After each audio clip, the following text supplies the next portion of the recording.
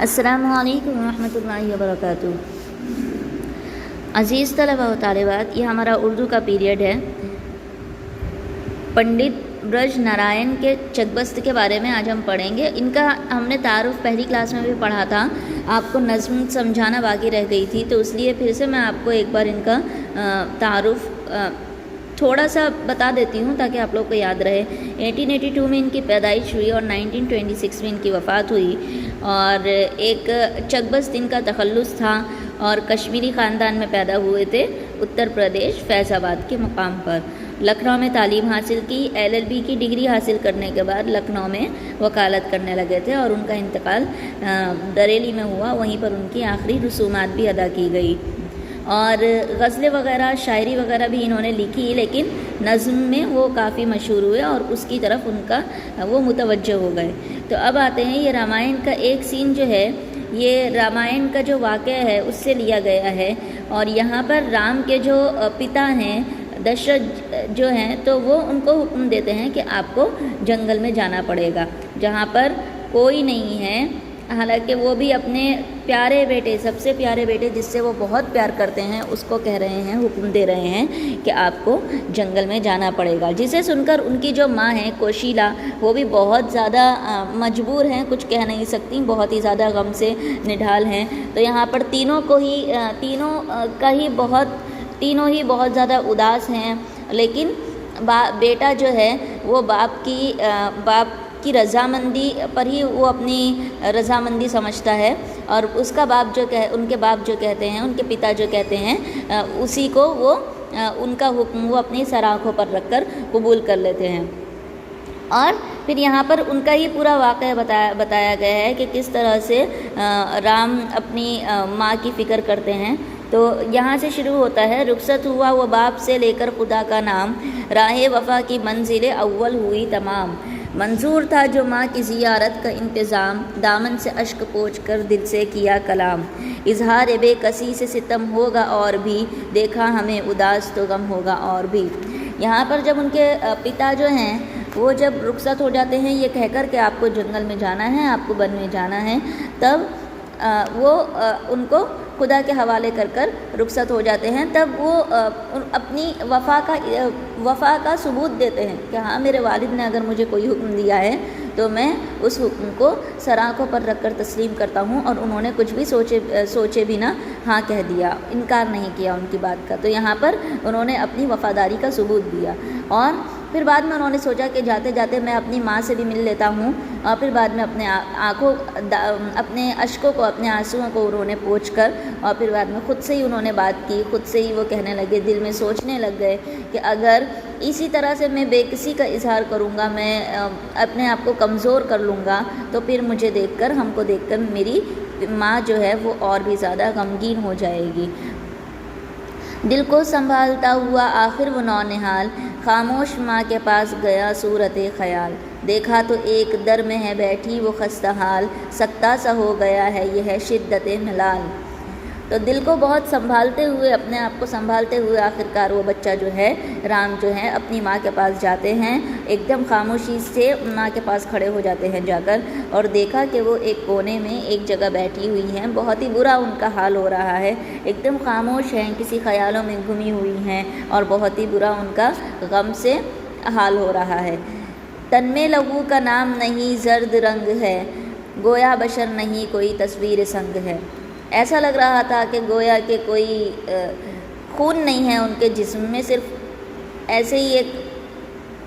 کوئی انسان نہیں ہے، بلکہ کوئی پتھر کی مورتی بیٹھی ہوئی ہے۔ اتنا زیادہ وہ غمگین تھیں اور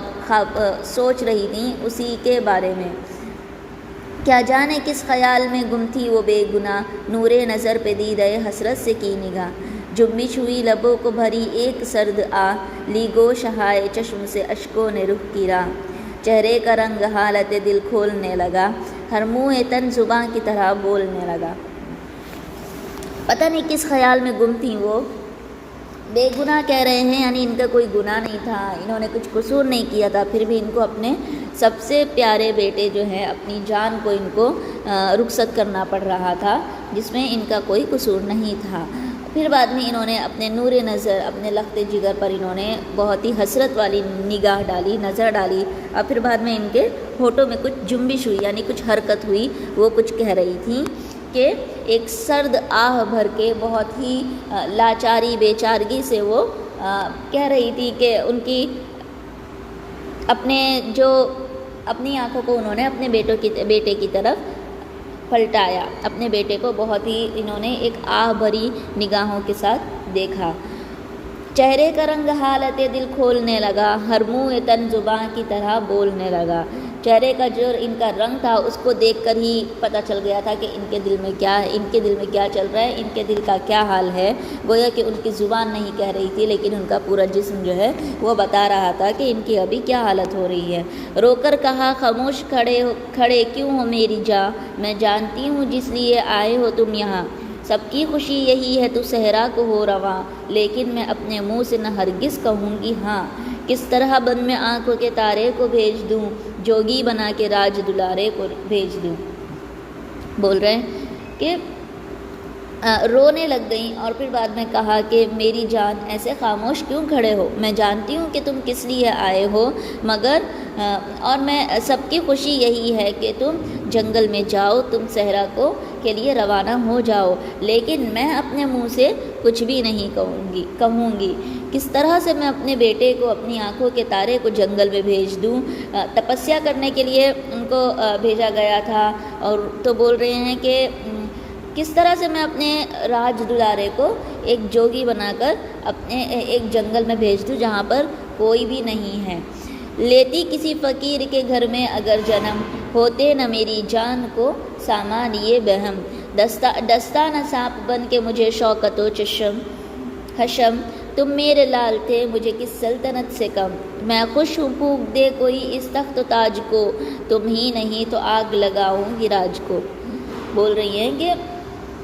کاش میں کسی فقیر کے گھر پر جنم لیتی، کاش میں کسی فقیر کے گھر پر پیدا ہوئی ہوتی تو میری جان جو ہے، میرا جو بیٹا ہے، میری آنکھوں کا تارا، اس کو یہ سب ستم نہیں جھیلنا پڑتا، اس پر یہ ساری ذمہ داری نہیں آتی، اور مجھ کو میرا جو بیٹا ہے اس کی جدائی جو ہے وہ سانپ بن کر ڈس رہی ہے، تو یہ سب میرے ساتھ نہیں ہوتا۔ میرے بیٹے، میرے لال، میرے جگر کے ٹکڑے، تم کیا مجھے کسی سلطنت سے کم تھے؟ تم ہی میرے لیے پوری میری سلطنت ہو، تو اور میں خوش ہوں گی اس وقت کہ اگر کوئی یہ سارے تاج و تخت ختم کر دے اور بس مجھے میرا بیٹا دے دے اور یہ سب مجھ سے چھین لے، تو میں بہت خوش ہو جاؤں گی۔ تم ہی نہیں رہو گے تو پھر میں ان سب چیزوں کا کیا کروں گی؟ سرزد ہوئے تھے مجھ سے خدا جانے کیا گناہ، منجھدار میں جو یوں میری کشتی ہوئی تباہ۔ آئی نظر نہیں کوئی امن و اما کی راہ، اب یہاں سے کوچ ہو تو عدم میں ملے پناہ۔ تقصیر میری خالق عالم بحل کرے، آسان مجھ غریب کی مشکل اجل کرے۔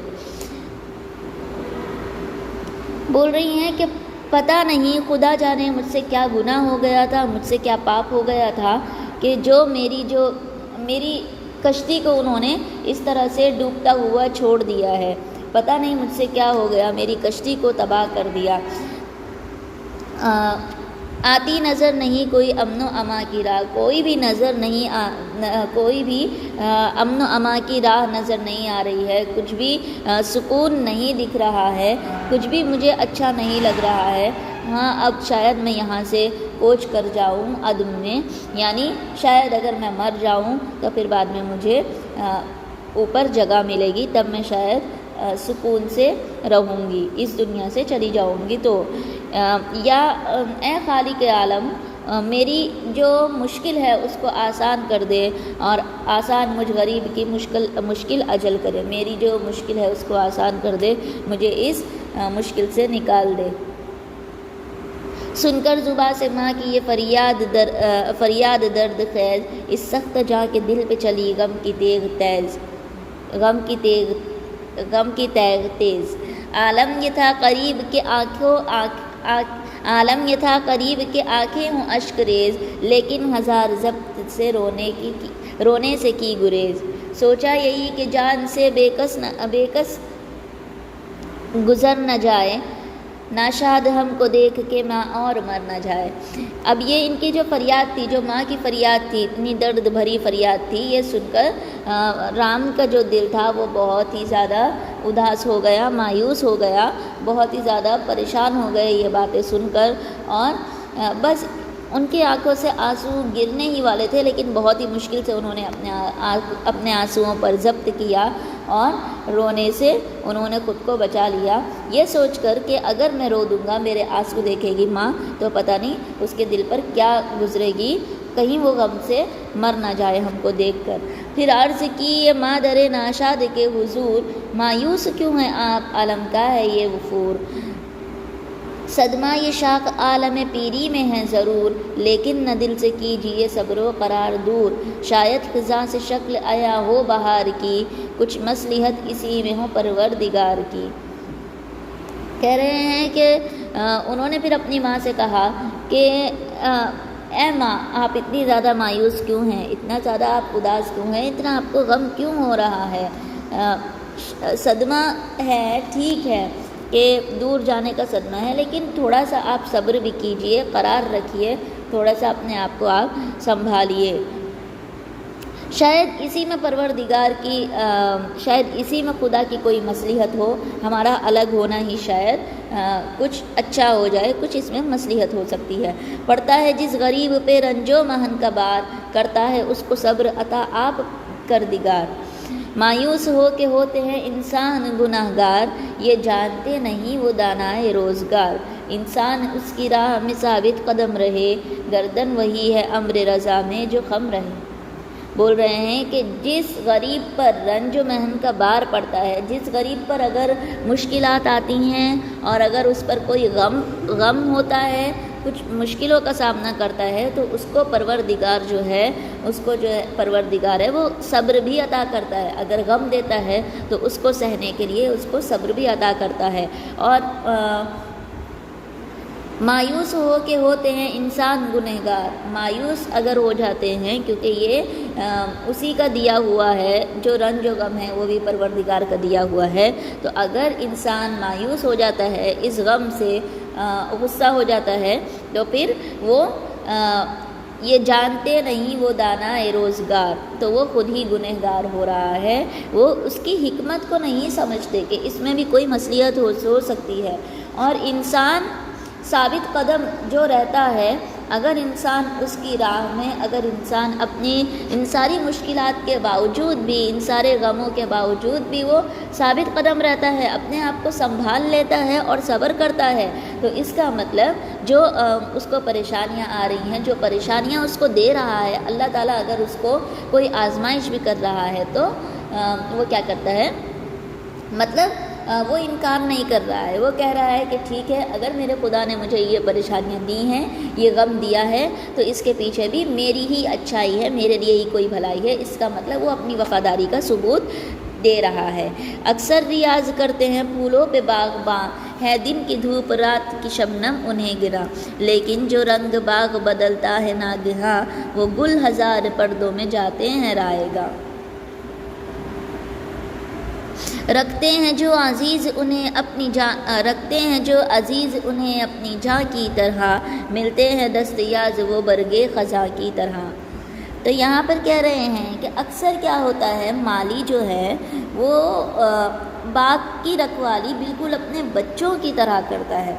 دن کی دھوپ ہو یا رات کی شبنم ہو، اس سے پودوں کو بچاتا ہے، لیکن جب خزاں کا موسم آتا ہے، پتجھڑ کا موسم آتا ہے، تب وہ کچھ بھی نہیں کرتا، بس اپنے ہاتھ ملتے رہ جاتا ہے، کیونکہ اس وقت اس کے بس میں کچھ نہیں ہوتا، جتنا وہ کر سکتا تھا اتنا اس نے کیا، لیکن جنگل کے پھولوں کی کوئی بھی دیکھ بھال نہیں کرتا، مالی اپنے اپنے گھروں کی دیکھ بھال کرتے ہیں، لیکن جنگل کے پھولوں کی کوئی دیکھ بھال نہیں کرتا، تو کیونکہ اس کی دیکھ بھال خود قدرت کرتی ہے، اس کی دیکھ بھال خود قدرت کرتی ہے۔ بادلوں میں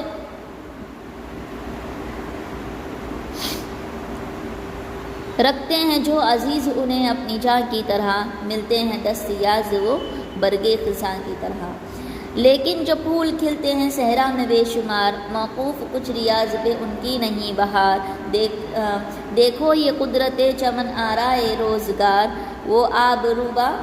باد و برف میں رہتے ہیں برقرار۔ یہی کہہ رہے ہیں کہ بادلوں میں برف باقی رہتی ہے، خدا کا ان پر کرم ہوتا ہے۔ صحرا میں جو جنگل میں جو پھول وغیرہ ہوتے ہیں ان پر خدا کا کرم ہوتا ہے، پھر بھی وہ اتنے بڑے بڑے جنگلات بن جاتے ہیں، پیڑ پودے چھوٹے چھوٹے سے بڑے بڑے بن جاتے ہیں، کیونکہ ان پر انسان کا نہیں بلکہ قدرت کا ہاتھ ہوتا ہے،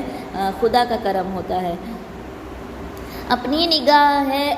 کرم کار ساز پر، صحرا چمن بنے گا وہ ہے مہرباں اگر۔ جنگل ہو یا پہاڑ سفر ہو کہ ہو حذر، رہتا نہیں وہ حال سے بندے کے بے خبر۔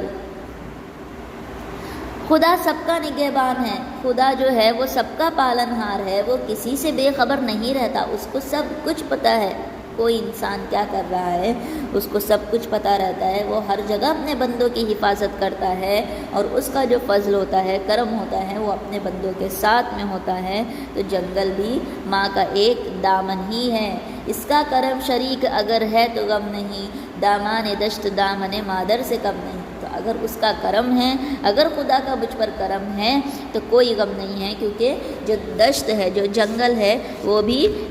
ایک دامن مادر، مادر کہتے ہیں ماں کو، فارسی لفظ ہے یہ، تو بول رہا ہے کہ وہ بھی ایک ماں کے دامن سے کم نہیں ہے۔ اگر تو وہ اپنی ماں کو دیکھیے، ایک بچہ اپنی ماں کو اس طرح سے دلاسا دے رہا ہے، اس طرح سے سمجھا رہا ہے کہ اگر کوئی غم آتا ہے، کوئی مصیبت پریشانی آتی ہے تو ہم کو اس میں صبر کرنا چاہیے۔ تو یہ تھا ہمارا آج کا سبق، انشاءاللہ آئندہ سبق میں ہم دوسرا چیپٹر پڑھیں گے۔ السلام علیکم ورحمۃ اللہ وبرکاتہ۔